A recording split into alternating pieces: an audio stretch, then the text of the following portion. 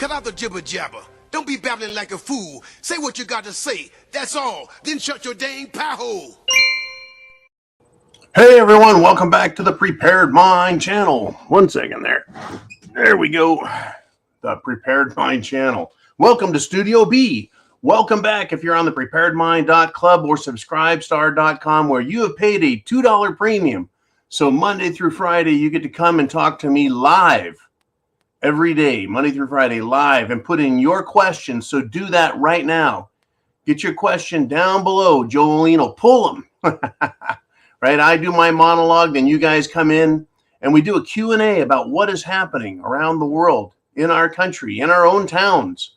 Folks, what I see is an invasion of swamp monsters, creatures, and scum. It is unbelievably bad. It's in fact, I think it's become so obvious. I don't think there's a way to deny it, literally deny it. Looking at the Attorney General and the Department of Justice and what they're doing, not only to President Trump, but to political donors, regular people on the street, how they've classified adults, parents. Parents are what? Domestic terrorists? It's unbelievable where these people are going. And it's not just that they're coming after us, but they're demonstrating time and time again just how flat out ignorant, and no, not ignorant. Ignorant implies intelligence with the absence of information. These people don't have the ability to take information, incorporate it in their minds, assimilate it with things that matter, right, and understand. Like, for example, Karine Jean-Pierre, she really is that stupid. Right now, inflation rises in August. And here's a quote from her. Today's CPI data show more progress in bringing global inflation down here at home. Global inflation is down here at home. But inflation rose in August, so how can it be down? It's just, they're that stupid, folks. How can inflation be up and have that be a good thing? How can they look at a recession and recessionary numbers? But they do, and claim that it's a recovery, not a recession. Once again, the World Economic Forum puppets in Washington look at the English language and then look at you and me. And they go, yeah, this doesn't mean what we need it to mean. And they completely change the meaning of words. Now, in English parlance, that is called sophistry, changing the meaning of words. They are, folks. That is one of the tools of the devil, right? That's exactly what they do. They just change the words. If they can't change the laws, they'll change the meaning of words. It's incredible, right? They really don't think that life even matters. Right now, to Democrats, to communists, yeah, life doesn't matter. So we're going to get into this argument here coming up again really soon. And I want to touch on this topic just a little bit. I know it sets people off, and that's just the way it goes, folks. We live in the real world where we have to deal with topics, discussions, words, and ideas that are difficult. It's funny, though, how YouTube and Twitter, Facebook, and Google, they don't want us to talk about certain topics, so they censor us. Well, apparently we're allowed to talk about this one still. Senator Graham, Light in the Loafers, Senator Graham has announced some legislation that is just bound to cause an uproar. And I almost think that this guy is doing this just to create a political storm. He has introduced or announces legislation at the federal level that is going to ban abortions after 15 weeks. Very interesting topic, huh? You bet. Now, to accompany that, I want to bring this up, right? Dr. Phil, right? This television psychologist. He did a show and kind of wanted to bring up a pro-abortion and a pro-life. But as usual, these TV shows are set up in such a way to make pro-life look bad and pro-choice, or pro-abortion look good. Anyways, it didn't go that way. The pro-life mother basically carried the show. But she asked one question. And this is a question I think we should all be asking ourselves, not just in relation to abortion, but in relation to life. Anyways, Dr. Phil got stunned, right? Because this pro-life mother asked him with regard to a baby, right? A baby that's in utero, a baby that's inside the mom. And she asks, if it's not a human life, why do you have to kill it? Right? If something isn't alive, why do you have to kill it? This was interesting to me, and I kept thinking about this.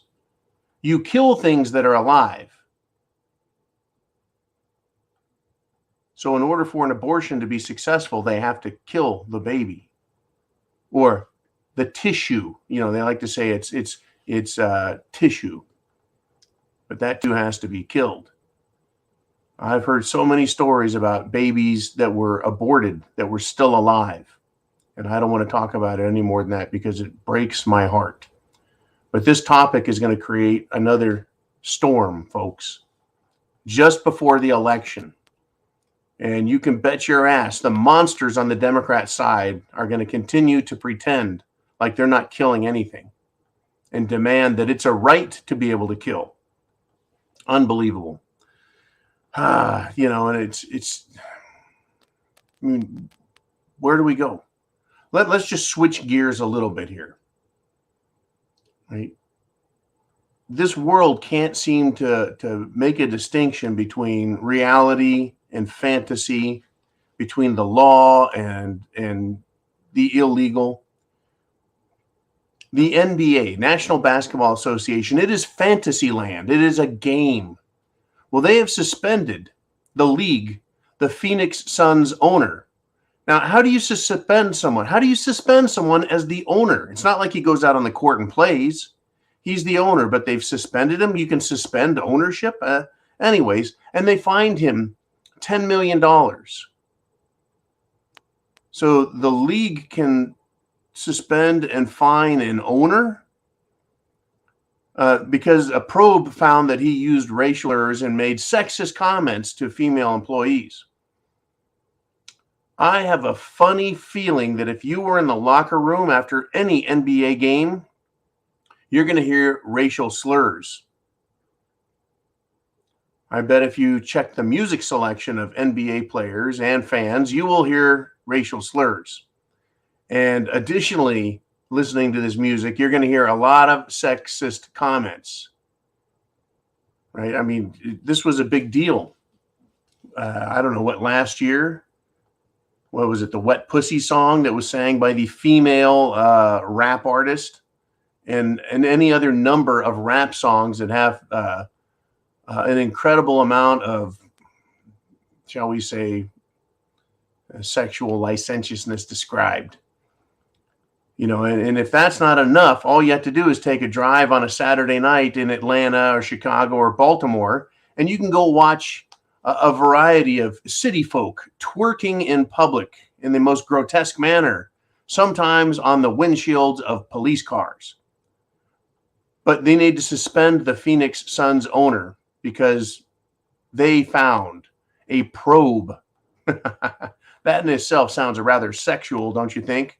They're probing him. Anyway, so they're going to find this guy, but what about Hunter? What about Joe Biden? Joe Biden and his shower issues. Joe Biden is sniffing and groping. Nothing is done about that.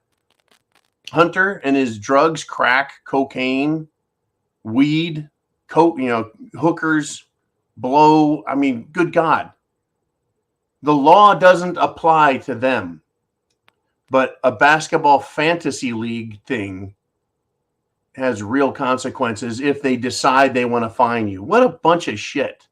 Unbelievable. We got Michael Brown sending in a CashApp donation, and no comment from that. So get a comment or a question if you got one there, Michael. Thank you for supporting the Prepared Mind channel. I appreciate that. It just came in hot off the presses, and Michael Brown is there all the time, man. I'm wondering what you're thinking today. Let us know. Now, we got a big deal coming up. We've seen a lot of inflation. We've seen a lot of shortages. Now, it hasn't gotten to an emergency level shortages of food or other goods, but I just did a little project today, and I was told that the door that I needed to order for a construction project, how long do you think they should take to get an order filled? Well, the time on this, 22 weeks. That's 22 weeks, almost half a year to get some ridiculous, simple commercial doors sent to me. Now, I realize I'm way out in the sticks.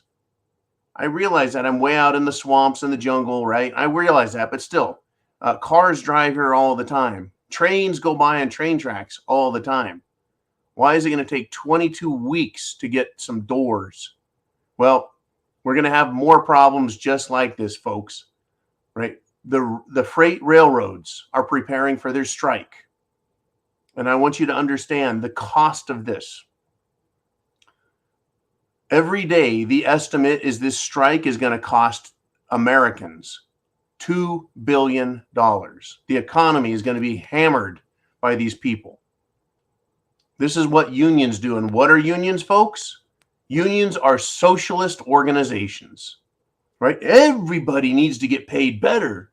So they withhold their labor, strangle the economy.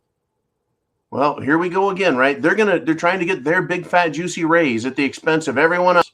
And if they don't get their way, they take their ball, go home, do a strike, and we all get fucked over to the tune of $2 billion a day. Incredible. I think the number was, Uman sent me some numbers. I think it was, they would need 460,000. No, that wasn't it. Uman, put up, how many trucks would it take to replace all of these trains? I think it was like 46,000 semi trucks added to the road, or it was 460,000. Uman, let us know, man. All right. We're going to move on, right? I want to talk about these swamp monsters. These pieces of shit, these snakes, lizards, slimy freaks, bottom feeders, venomous diapers, 460,000 truckloads per day. We don't have that many trucks to make up. That's why I said, hey, look, railroads, we hardly see them. We hardly think about them. They're just there, but they do their job. While it's not quite silently doing their job, they do their job and move an immense amount of freight. A lot of bulk coal, oil, and other commodities, other resources, but also just plain old cargo, etc. Okay, now back to the swamp creatures that I'm talking about. DeSantis, over there in the great state of Florida, he decided he was going to come out in a public speech and explain some things. He explained that Republicans should strong-arm corporations. I don't know if that's quite right.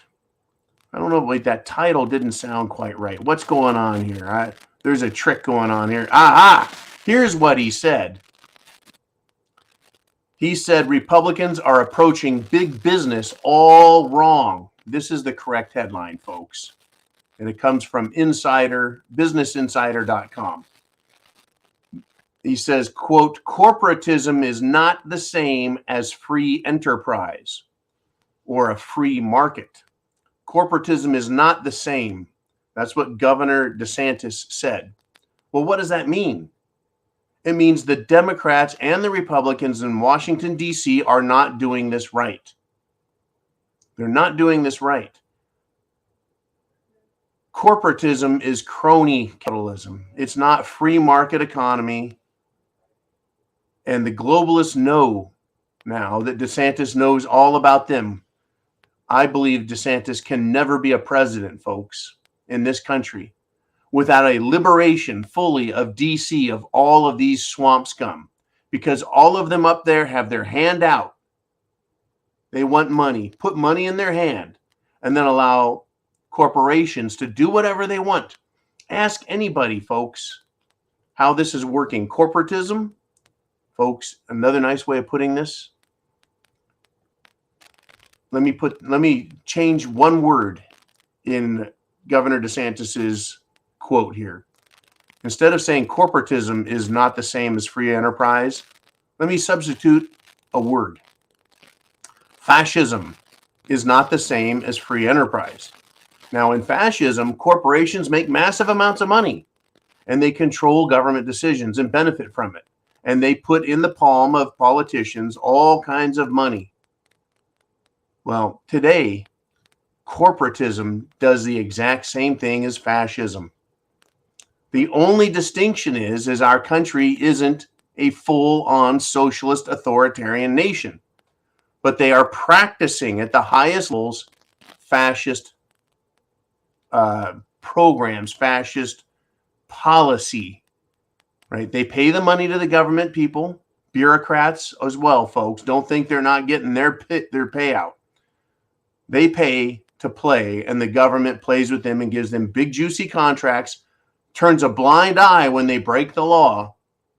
If you have any doubt, look up GATA. Look up GATA. And it has just followed the gold and silver heist that has been going on in this country for 2 decades.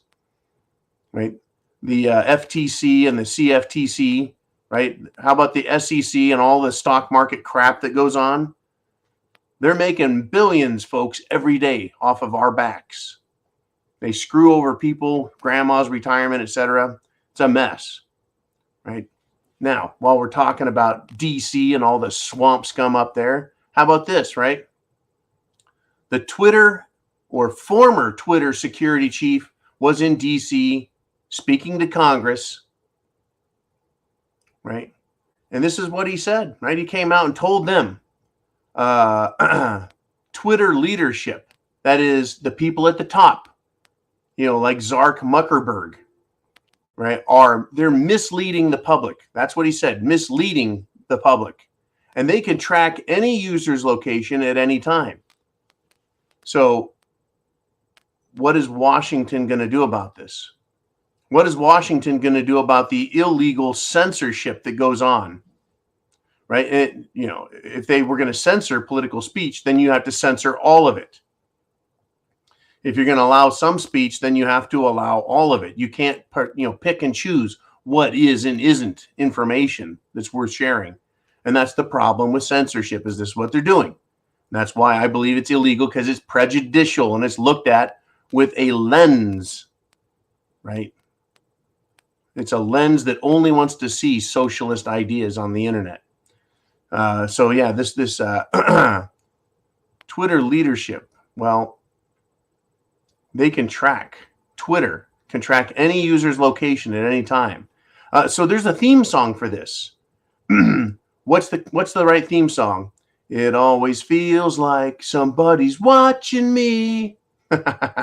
Or is it every breath you take, I'll be watching you, right? Which one is it? Or is it both? These people are really, folks, that sick. Now, big reminder here, folks. Big reminder here.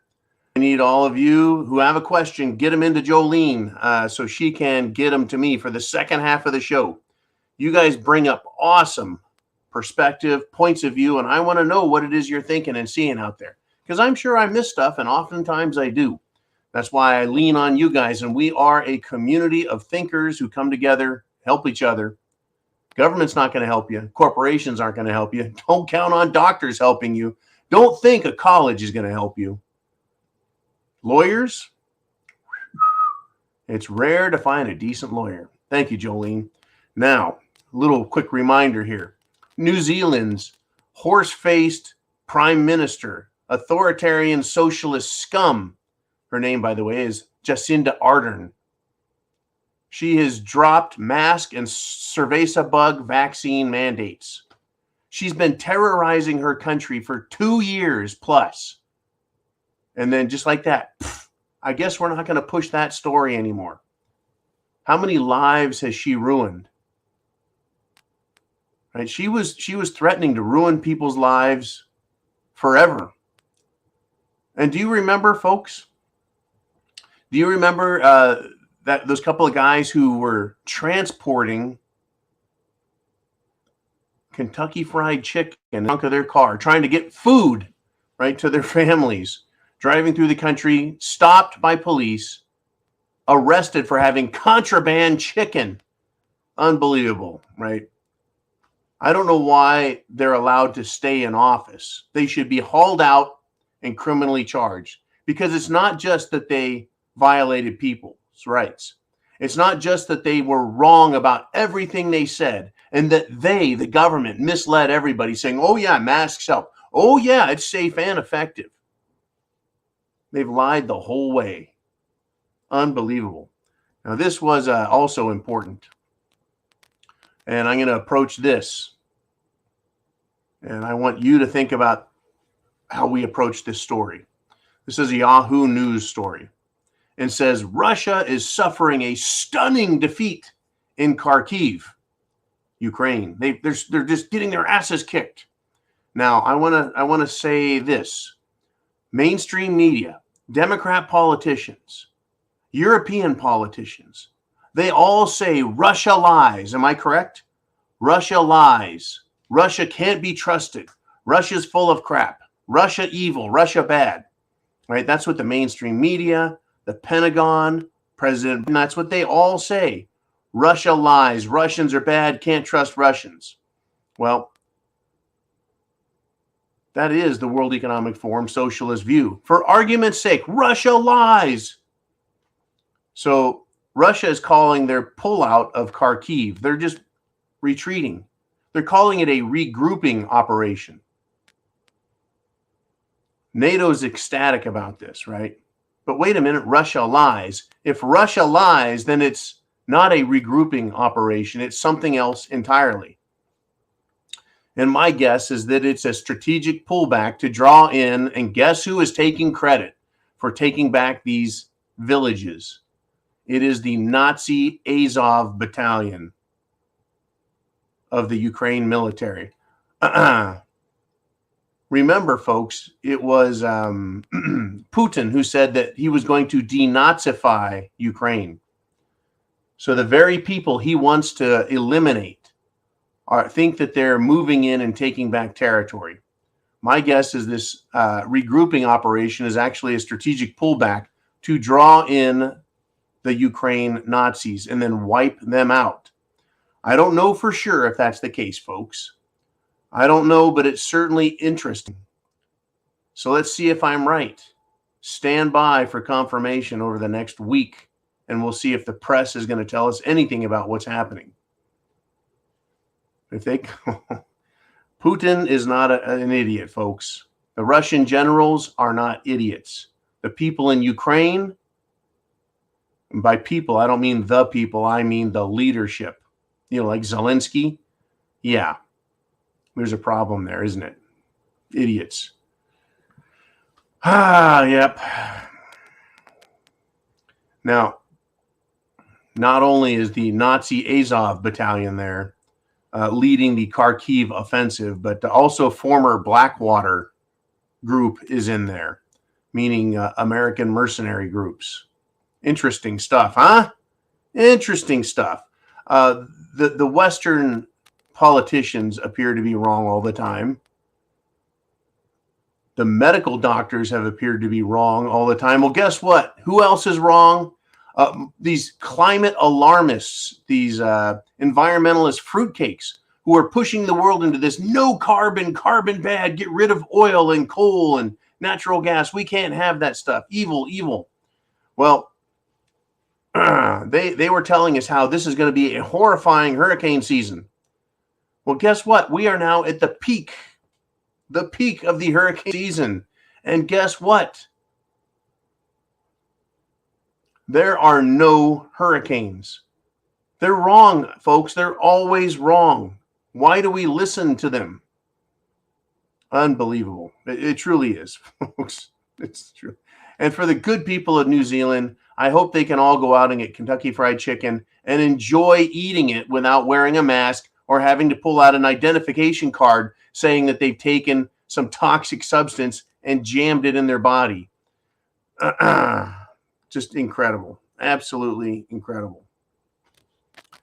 You know, they try and make a common cold sound like we should give a shit.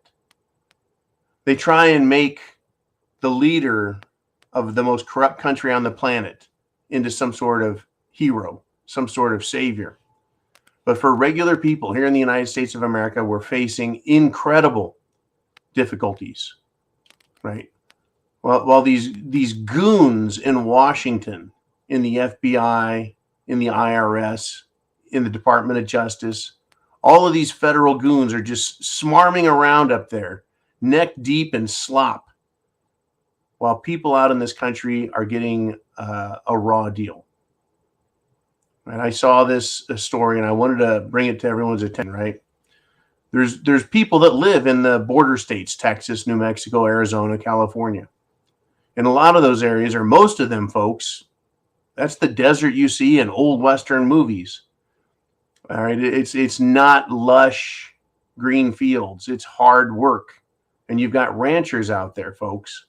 They grow food and they raise cattle and other livestock. But life for them is getting really nasty.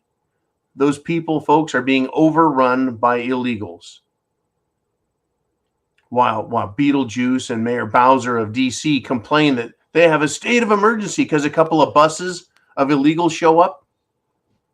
Well, the ranchers have a different story, folks. They are assaulted. Their dogs are killed. Their fencing, their property destroyed. The dead bodies of illegal immigrants that were used are just cast aside. Right? This invasion coming from the southern border, folks, it is SHTF, and it is consequential to what these scumbags in D.C. are doing. Right?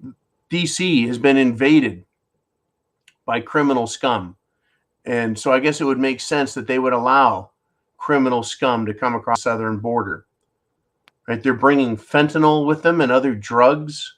They're bringing with them murder, kidnapping, sex trafficking, and everything else, folks. And Joe Biden wants to what? He either wants to stand up in front of a microphone and lie to you, or stand in front of a camera and lick ice cream and try and touch kids. And we're really supposed to believe that he's the president, that he gives a shit. I sure hope you're prepared. I sure hope you have food, water, shelter, clothing, medicine, and a means of self-defense. I hope you have a plan, folks, because it's not going to get better.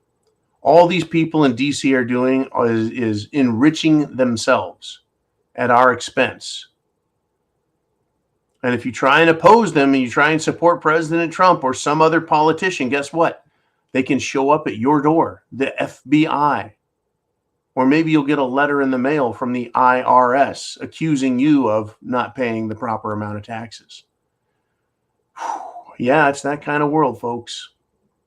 It's the world we're living in. I'll tell you what, I'm going to switch over to the Q&A, right? But remember, before we do that, remember that Joe Biden thinks that anyone who wants to make America great again is an extremist. And those extremists are considered evil and the enemies of this country. You and me, really? Here it is. Because this MAGA crowd is really the most extreme political organization that's existed in American history. Are you ready?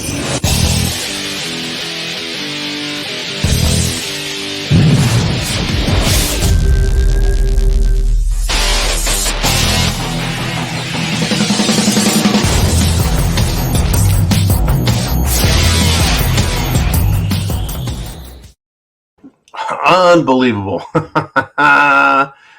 I tell you, you know, the whole problem, right?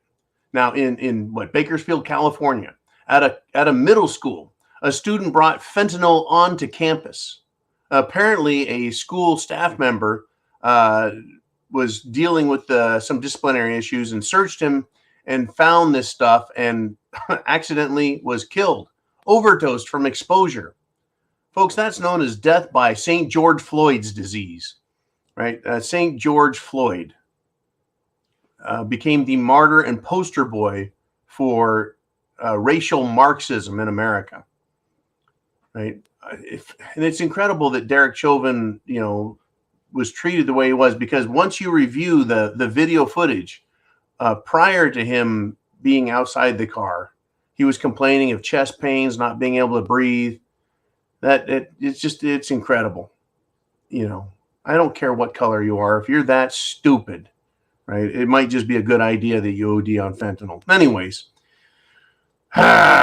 these drugs are coming across the border. That's the point of talking about this California middle school and, right, dangerous shit. Why mess with it, right? Hey, I know. Why don't you free your mind? In other words, sober up. Free your mind and your ass will follow. All right, Jolene, I know we got some super chat donations. No, not super chat donations. Just some regular questions. That's right, because if you're here during the week, you don't have to hit super chat button. You don't have to. Michael Brown did a CashApp donation, but you don't have to. All you have to do is be a paying member, $2 a month, 7 cents a day, right at the preparedmind.club or the subscribestar.com location. Both are portals, gateways to get on this show live. Now, let us get to one of your questions in the Q&A. We got Mick in the UK, and he says, hey, John, thanks for answering my question on the chemtrails. It's Monday the 12th. And they have restarted fly spraying the British skies. Good golly. That's fascinating. And it's fascinating that you noted, Mick, that they weren't spraying after the Queen's death, but they've resumed on Monday. I guess they got their 3 days of peace, and maybe they, I don't know. The Queen is officially dead. I don't know what their rituals are, but wow, interesting stuff. Thank you very much, Mick. I appreciate that. And I'm sorry to hear that they've consumed or resumed consuming. Is this consumption? How does this work? Right? Don't put carbon in the air. Bad. But put heavy metals, nanoparticles of heavy metals in the air by the ton and fog out the sky. That'll fix things. That'll make things better. All right, Jolene, who do we have next? We've got Muho. He says, remember when Trump and Dr. Fauci gave a news conference every day with Dr. Birx? I do remember that. In fact, I'm pretty sure you were commenting back then. He says, oh, the days, and Q was still a think and discussion. Putin, dog no toilet now, be the hero of all rhinos. Ain't SHTF great?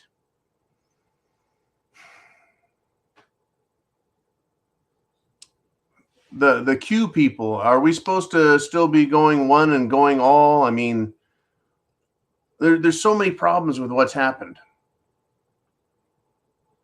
I remember those days. Yeah, Trump would stand up there and Fauci would stand up there and Birx would stand up there. And that went on for quite some time until Peter Navarro said no more of this shit. And that's when the real fighting started over HCQ and over horse paste. And then came the censorship where they silenced us and said, hey, you guys can't talk about any other prescriptions. Prescriptions and drugs that have been around for decades and have been used in not only in animals, but in humans successfully to deal with malaria, parasites, and viral issues. The cat got out of the bag and we were silenced. Peter Navarro jumped up and told Fauci and screamed and yelled at him, said, you're done, right? That started it, folks. And now Dr. Birx has written a book saying that, well, she lied and it's okay.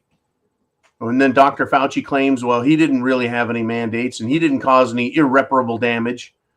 Oh, the SHTF, right? Putin, bad. Putin's always been bad. What am I watching Putin do? I'm watching Putin try and protect his country, Russia. Interesting stuff, right? Do I have an axe to grind? Do I have skin in the game? Well, I guess I'm an American and I would like to be free. I would like to be free of fascist control and techniques and tyrannical government. That's the skin I have in the game. All right. Good stuff there, Muo. Jolene, let's move on with the next one. We got Oregon Patriot, who always has some very interesting stuff. And he has this comment. He says, I'm wondering if the Internal Revenue Service needs lots of people, lots of guns, and lots of ammo to enforce taxation in non-visible trade, like precious metals, cryptocurrencies, and the barter system. Well, that's why they want to go to a cashless system 100%. They want all of their taxes. Now, the IRS deals with income tax, right? It is the states that deal with sales tax, typical transaction, right? The IRS is interested in looking at how much money you make and taking it from you. It's the states and the cities that want to see every sale, right? So precious metals, cryptocurrencies, the barter system. Now, cryptocurrencies, people who trade that like they do other stocks and securities, if you make a profit from the time you buy something till the time you sell it, they're going to want to tax the profit. That is the difference, the delta between what you paid for it and what you made if it's positive. If it's negative, they don't share in the loss. They just want money if it's the positive. So the IRS does have an interest in cryptocurrencies. Precious metals, in my opinion, is money because the Constitution says so. Gold and silver, money. And the government is not allowed to tax money. When money goes, right, it's just incredible. As far as I'm concerned, these people have lost their minds. Bartering. The government has a right to tax money, it thinks, or transactions when taxable events occur. But when you trade a handful of beans for a cup of milk, there are no US dollars in there, right? Both people can proclaim that the milk and the beans are worth 1 penny. And there's been no gain made, right? No sale of any consequence. And that's the problem they have with the barter system is you can say, well, I'm selling this for $1 or selling this for a penny. And someone's going to trade you something that is equally worth nothing. So it's interesting. The IRS needs, so Oregon Patriot, what does the IRS need lots of people, guns, and ammunition for? It's to enforce something else entirely. That's my estimation of this. What else is there that they could be doing and looking for? We're going to find out what all this is about. Because in order to have a bank account, in order to have a job, to be an employee, the IRS has your tax information and they find out from the employer every penny you make. Every transaction is monitored. Why is a gun and ammunition needed?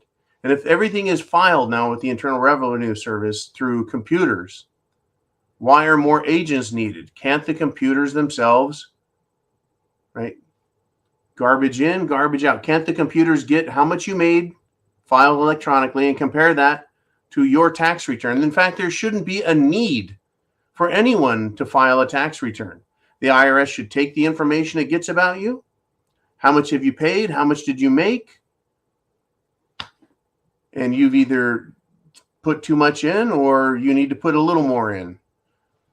But we continue to play this game, this charade.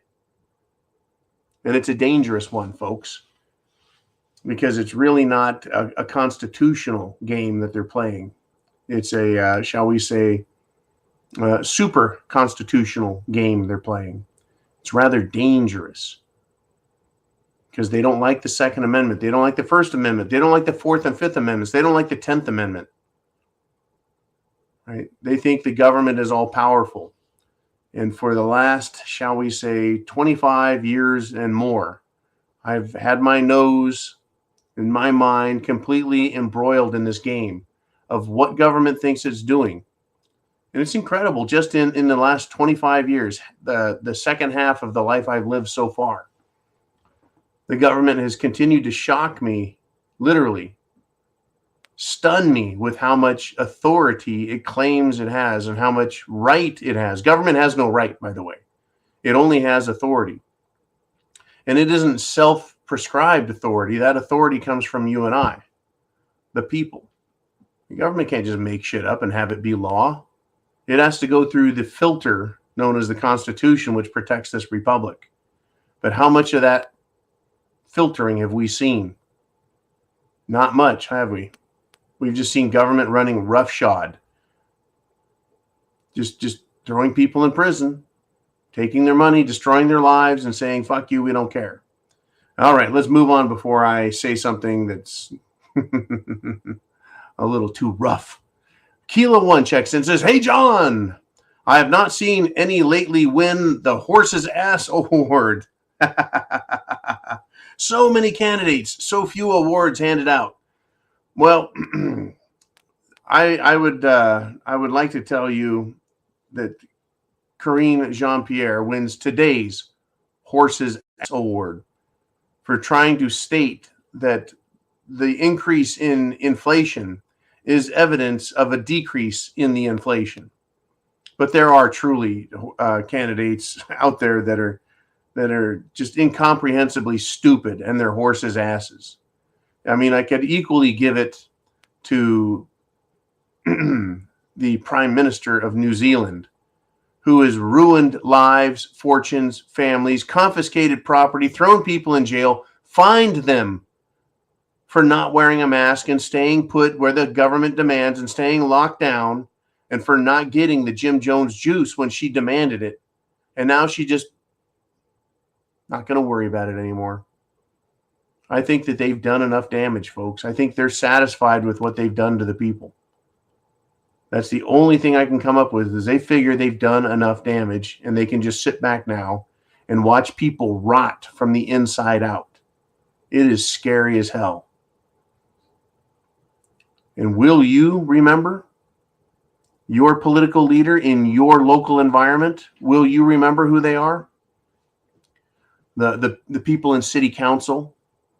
Will you remember the business owners and employees who screamed and yelled, get a mask on, and tried kicking you out? Will we remember the governors?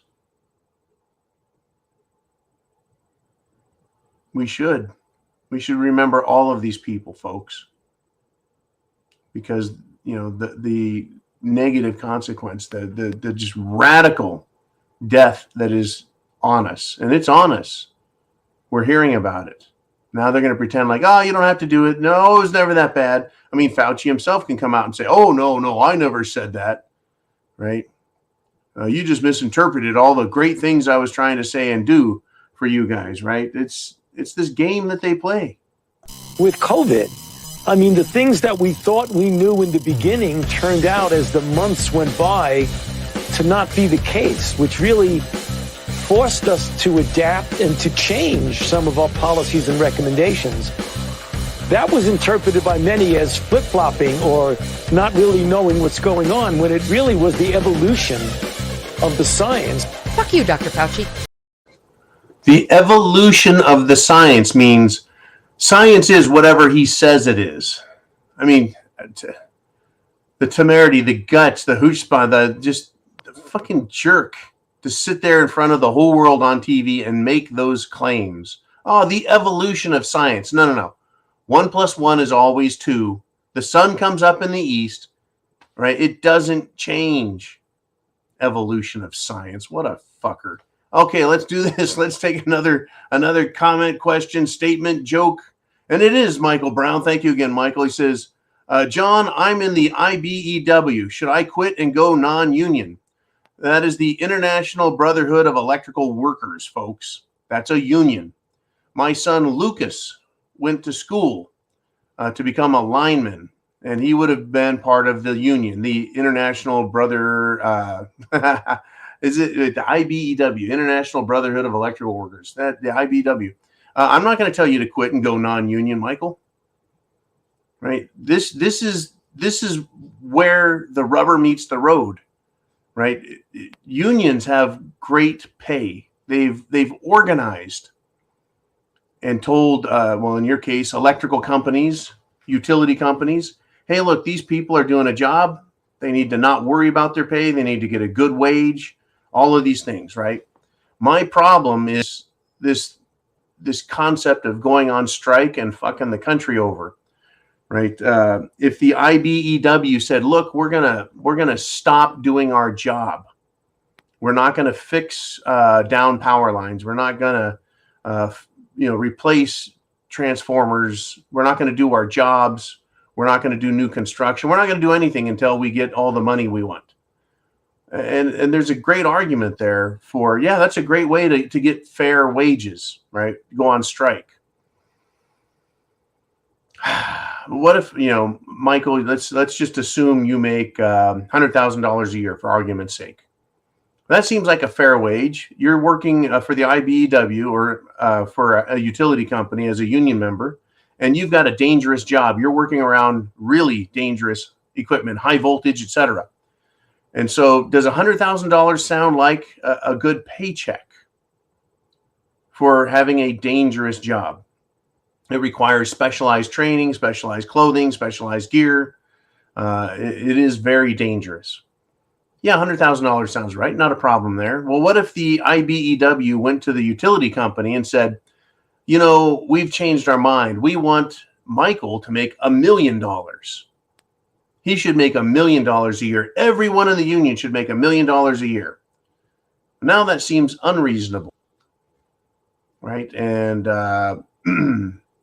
if they did that, the cost of electricity would go through the roof, right? Because all those wages have to be paid. And if you're a member of the IBEW or any other union, or most unions, I should say, there's great pension or retirement plans, medical benefits, health benefits, which of course not only extend to the employees but their families, right? But there comes a point where it seems like it's unreasonable, and I guess this is the catch-22, right? I understand how unions help people get better wages, but who pays for that in the end? Right. So if you went up to $1 million a year, Michael, I'd be like, wow, man, that's a great job to have. But at the same time, I go, well, in order to pay you $1 million, everyone else has to take it in the ass, right? Pay higher prices. So the grocery store, and this is the argument against the whole union thing. The grocery store goes, man, our utility bill went up tenfold, 10 times because the utility workers, their pay went up 10 times. And so now everybody has to pay more for their food at the store, or their gasoline at the pumps, right? Or for their shoes, for their kids. Everyone else has to pay those wages that go up. Well, the union workers, well, they just big giant raise. And so inflation went up to accommodate that.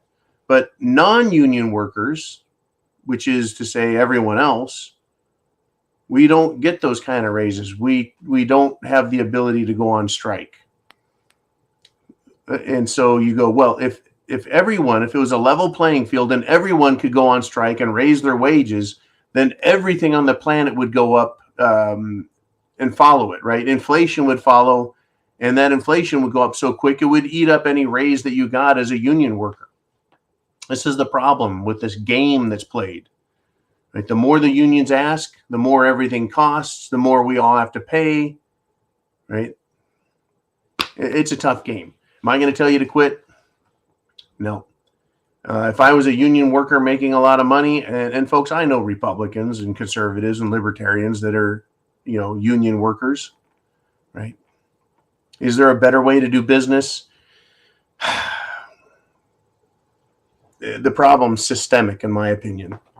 If corporations were honest and decent, we wouldn't need unions, right, to ensure that. Let me say this: working conditions used to be very unsafe. Unions weren't concerned just with pay, but with safe working conditions, with having a 40-hour week instead of a 60-hour work week. Right, they did a lot. People did, and then getting a hold of politicians by the scruff of their neck and saying, let's fix these unsafe, unhealthy, ridiculous work environments, working children, overworking them in sweatshops, right? There need to be laws to protect people. But this whole union thing, right? When you look at a large union like the railroad union, they can basically hold the whole country, right? They can hold them hostage. And I get it now. See, I look at Denmark, where the government is saying, we're going to shut down the farmers, right? No more farming, no more cows, no more dairy, no more planting stuff. It didn't take a union for the people to come together and protest and shut everything down, and it's caused nothing but trouble. At huge cost to the people and the government, but the farmers said, hey, look, we're going to strike. We're going to do our own type of strike. And I applaud that, but at the same time, I go, that has a huge economic consequence and cost. If the rail unions go on strike, there's a huge economic cost to the country and an inconvenience to all of us. So if they win their strike and get their demands, they get huge raises, but you and I get to pay for not only the lost value from the strike, but we have to pay for increased costs. Now, on the other side of the world, over in Denmark, I supported that type of strike, the people clogging highways and telling the government to fuck off, right? What did they do? Well, if they get their way, who benefits? Well, the farmers benefit. They get to continue to plant or farm or raise cattle. And the people benefit because they're going to have food, right? Everyone wins. I don't like to see a situation or a strike or some sort of strong arming where only one group gets to benefit. But it's awful, folks. It's awful. It's difficult. The problem with all of this, the systemic problem, is greed and corruption, evil stuff. But I certainly understand why people, they join unions, folks. To work on the world of utilities, electrical utilities, you have to join the IBEW, right? You have to join the union shop. It is not, there aren't privateers and scabs out there working alongside union workers. And that's how this works. I am not a fan of unions, folks, but I understand the good things that can be done with them. I don't like how they can put a stranglehold on everyone and cause everyone else to pay and suffer while they wait for a better paycheck. Tricky stuff. But as far as working for the IBEW, I'm telling you, man, we love you out there. I used to stop and see utility guys, right? Linemen, and ask them, do you guys need coffee? Do you need donuts? Because they're out there in the snow. They're out there in the rain. They're working to get your power back on. It's dangerous work, shitty conditions, and I appreciated everything they did. That's how I look at the world, right? Yeah, they're definitely essential workers, that's for sure. All right, man, I hope I answered the question, kind of addressed some of the topics surrounding it. I don't like communism. I don't like Marxism, and I believe that people should be able to get together and tell their bosses that they're jackasses and that they need to fix some problems. I don't like the negative side of it. I don't like everyone else suffering just so a few can enrich themselves. Folks, unions and the mafia, right? They're like synonymous terms, right? Look up mafia and unions, and you'll find a great deal of corruption just within the unions themselves, right? You do something, messes with the union, you end up with your legs broke or your knuckles smashed. That's what happens, folks. Right? Unions can be pretty rough. And that's not a new problem. It's been around for 100 years or more, right? And when the unions aren't breaking your knuckles or smacking your knees with bats, guess who else is? That's right, corporations. What do we have with them? They're jacking with our bank accounts. Do you think I like that? Not a bit. They're getting people fired. They're destroying people's lives, and they lose their homes and their cars and their families. Corporations, they used to take people out, folks, behind the woodshed and put a bullet back behind their ear. Now, they use social media and they use internet technology to destroy us as individuals, punish us. So we're all in a big, shall we say, free-for-all pit. Corporations and unions, the people and government, bureaucrats and elected officials, cops and robbers, judges and lawyers, doctors, doctors, then the military, educators, right? It's a free-for-all, folks. It's a shit show. It's SHTF. Thanks again, Michael, very much. And don't quit your job. Latin American Preparedness says this: rail strike is expected to begin on Friday. UPS and FedEx is also expected to go on strike. This will be the mother of all strikes. What can we expect with the mother of all strikes and how to prep? Great topic to bring up. We can take that comment right down. This is the essence of being prepared. We see a strike coming from railroad unions. We see UPS, FedEx, right? Parcel handling unions. They're saying, we're going to go on strike. Well, if you turn around or turn to the side and look in the corner and there's your stack of food and you've got your food, water, shelter, clothing, medicine, your means of self-defense, you're good. If you look in your pantry and you don't have more than a couple of days worth of food, you're in trouble. Right? Can you live without UPS for 1 day, 2 days, 3 days? Can you live without going to the store 1 day, 2 days, 3 days, a week? How about 2 weeks? How about a month? These are the questions we ask. Right? This is what a prepper is supposed to ask. If things go haywire and screwy, right? Can I live without the railroad?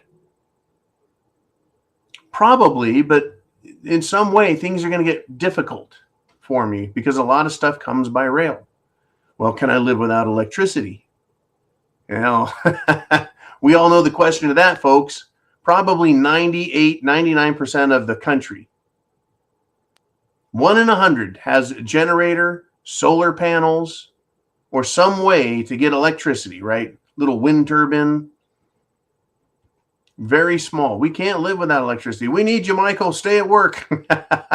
Right? Can you survive 1 day without power? 3 days? How about a week? What happens to your food after a week? Are you prepared? These are the questions we have to ask ourselves and ask one another. Are you prepared? Right? What if the policemen go on strike? Well, there is, folks. Police have unions as well. And unions, by and large, support Democrats. But what is it that Democrats have been doing, right? Putting cops out there to get beat up. You know, they're destroying the country, right? Corruption is increasing, not decreasing. You know, it'd be great if we could count on our fellow countrymen. It would be great if we could count on our fellow countrymen to do what's right at all times, but we're not going to have that. It's just not happening. Are you prepared, right? UPS and FedEx, there it is, right? Railroads, there it is. And folks, you don't even need a strike for things to go wrong. Your fuel refinery can explode. The pipeline can be hacked. Right? Terrorists can take actions, right? There's so many ways shit can hit the fan and get worse. Crazy stuff. All right, we got another another Q&A question. Let's get to that and wrap this show up. Paul A says, still on bug out standby. Mesquite fire, Northern California. I tell you what, Paul, I've got family right there.